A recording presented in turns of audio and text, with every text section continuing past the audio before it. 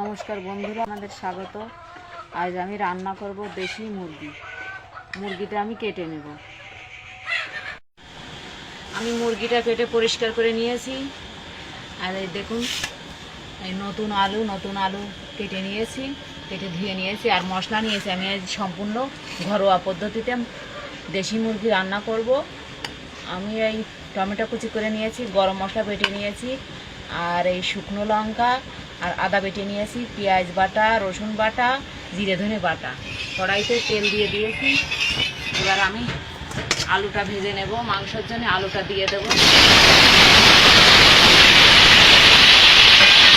আলুটা দিয়ে দেবো, হলুদ দিয়ে দেবো, আমি একটু লবণ দিয়ে দেবো। আমি এটা নাড়াচাড়া করে একটু লাল লাল করে ভেজে নেব। আমি আলুগুলো ভেজে নিয়েছি, তুলে নেব। কড়াইতে তেল রয়েছে, আমি আর একটু তেল দিয়ে দেব। তেলটা গরম হয়ে গেছে, দিয়ে দেবো পেঁয়াজ বাটা, রসুন বাটা। এটা আমি একটু কষিয়ে নেব। দিয়ে দেবো টমেটো কুচি।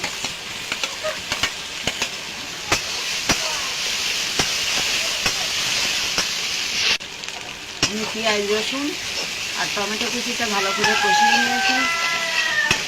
লাল লাল হয়ে গেছে। এবার দিয়ে দেবো জিরে ধনে বাটা, আদা আর শুকনো লঙ্কা বাটা। দিয়ে এটা ভালো করে আর একটু কষিয়ে নেব।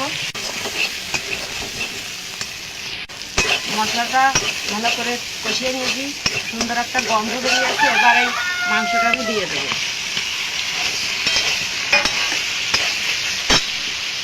দিয়ে দেবো স্বাদ মতো লবণ, হলুদ গুঁড়ো দিয়ে দেবো।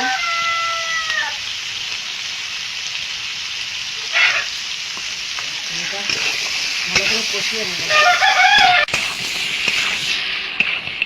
এখন ভালো করে কষিয়ে নিয়েছি। এখন আর একটু কষাবো।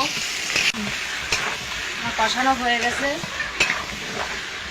এবার আমি জল দিয়ে দেবো পরিমাণ মতো জল দিয়ে দিয়েছি। এবার এটা ঢেকে ঢেকে রান্না করে নেব। আমি একটু জাল করে নিয়েছি। এবার এই আলুগুলো দিয়ে দেবো, ভেজে রাখা।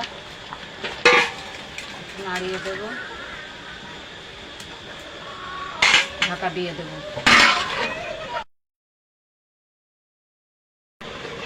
ঢাকনা তুলে একটু নাড়িয়ে দেবো।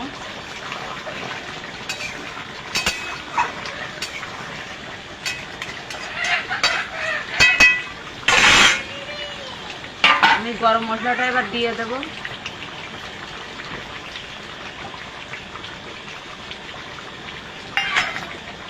নাড়িয়ে দেবো। আর ঢাকা দেবো না, একটু জাল করে নেব। আমি গরম মশলাটা দিয়ে 3 মিনিট জাল করে নিয়েছি, হয়ে গেছে। নামিয়ে দেবো এটা।